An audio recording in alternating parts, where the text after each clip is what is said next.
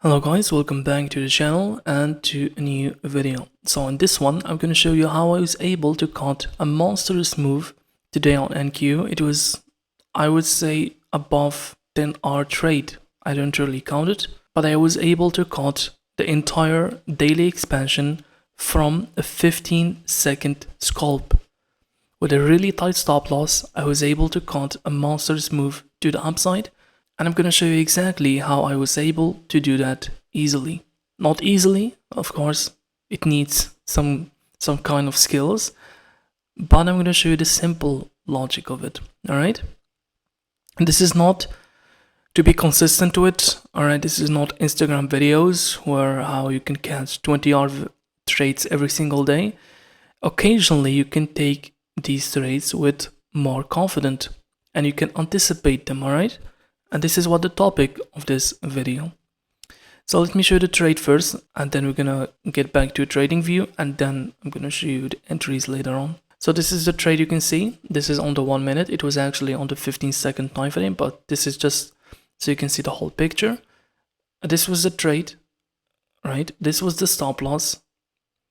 This was the first partial, and then I set break even, and then I let it ride all the way to these right here,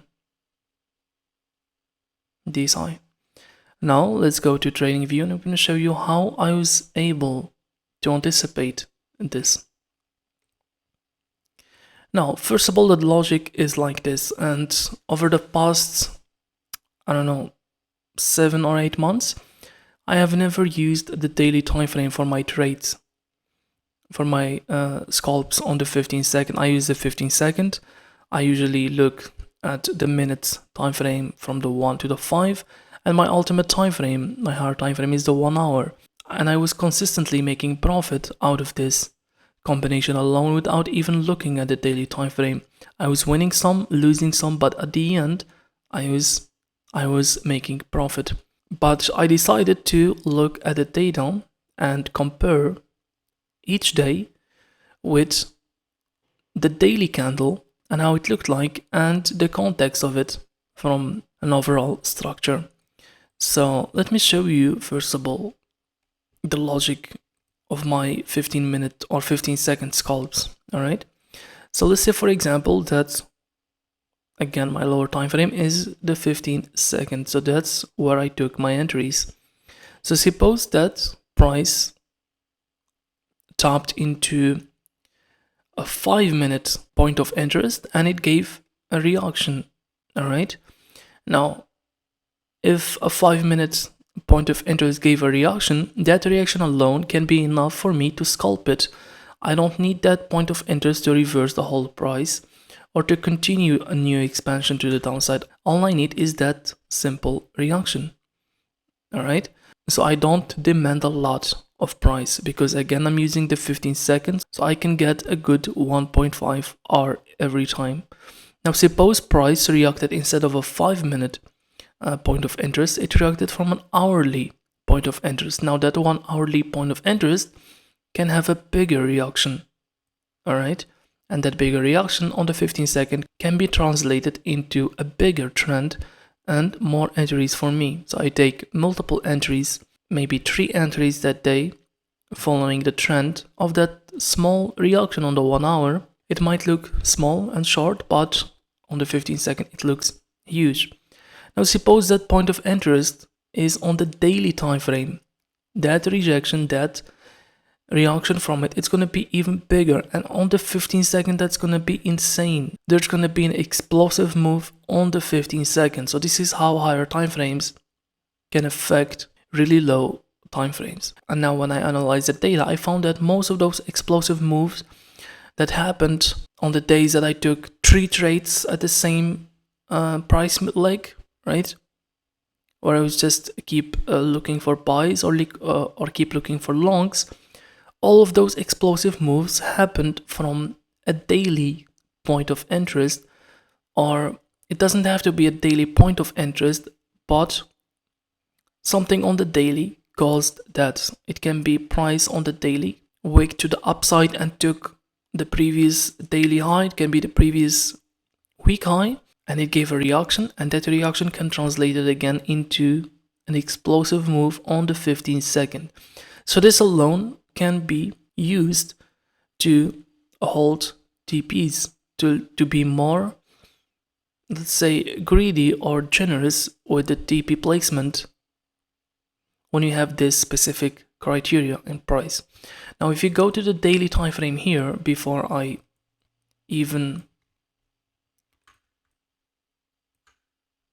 begin with the lower time frame trade, this is what I was seeing on the chart. So you can see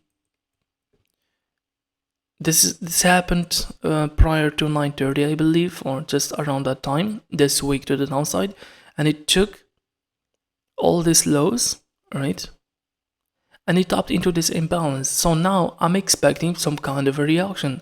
Again, I'm not expecting a reversal all the way to here or a big continuation to these highs. I'm expecting something at least to here, to the previous day high.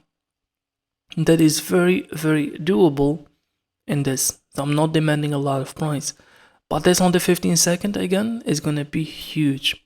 So let's take a look at the 1 hour also. Let me show you what happened before tapping into that imbalance on the daily imbalance, and we swept this, so we were bullish overall. And you can see that this hourly move, consecutive candles, from here it doesn't look that big.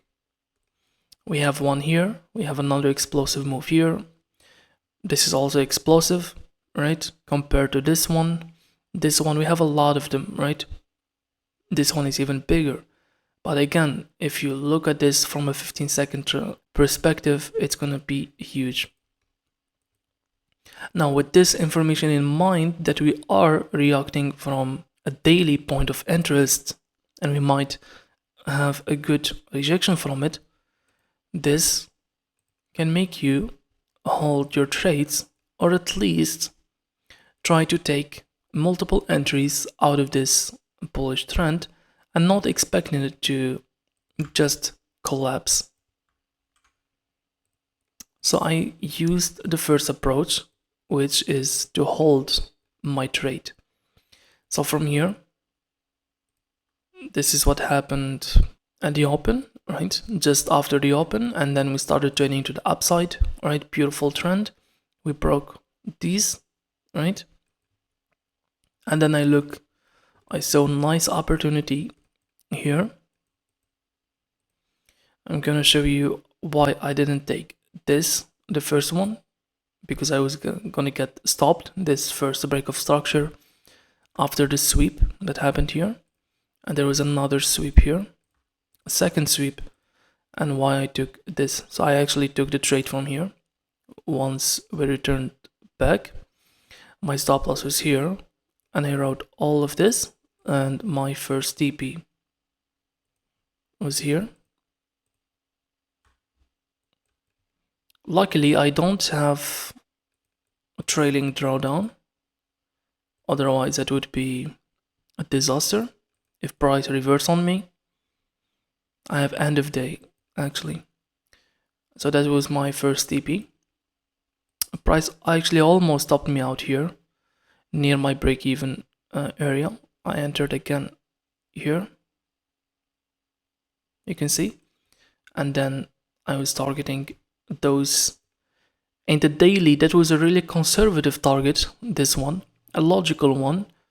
We took the daily low, and the next is the daily high. We were in a really good position to trade to the upside. That was a conservative target. If you don't know what's going on the daily time frame, you would never attempt to target these right here, right? I usually target 1.5 to 2 hour based on how the trend and the momentum is reacting. But again, when I looked at the data, it's not great when you know where you are and what to expect. And also the worst case scenario is a break even. There's always going to be another day to trade, so I wouldn't mind if price came back to take me break even, right? the money is yours is only when you close a trade. So if price reverse on me here, it wasn't even in my pocket, so I wouldn't grieve on it, right? So a little of mindset also helped me to hold this time for bigger targets. So let me show you the actual trades on NinjaTrader. Now, if you look at the exact entry, you can see that we traded here, right? We came back. This is a simple pullback, and we swept this. If you follow my channel for some time now, you know that this is my criteria to look for entries. The first thing that I need to see is some kind of a sweep, and we do have that here. And you might consider this as a break of structure, but if you follow me, you know that it's not about the break of a high or a low, it's about the area that is responsible for the order flow. And in this case, the area, in my opinion, is this imbalance right here. It's going to be on the 30-second bigger than this. This is why I'm choosing the whole thing rather than this one alone, because you can see that the price returned back to it here, rejected one more time, returned back to it, rejecting price one more time. It's always rejecting price 3 times now, right? So even though price breaks the high, right, this one right here, and a lot would consider this a break of structure, there's still the imbalance that is pushing price multiple times to the downside. So for me, this is where the real break of structure will happen, when we violate this imbalance. So we did here, we returned back, price was kind enough to return back. I took my entry, the stop loss here, and I took the first TP, I don't know what it is, here, and then the second one at the highs. Now, that would be all for today. I hope you liked it. I hope you took something from it. If you have any other questions, you can always DM in my Twitter account, or you can leave a comment down below and I'll answer you as soon as I can. Now, happy trading and good luck.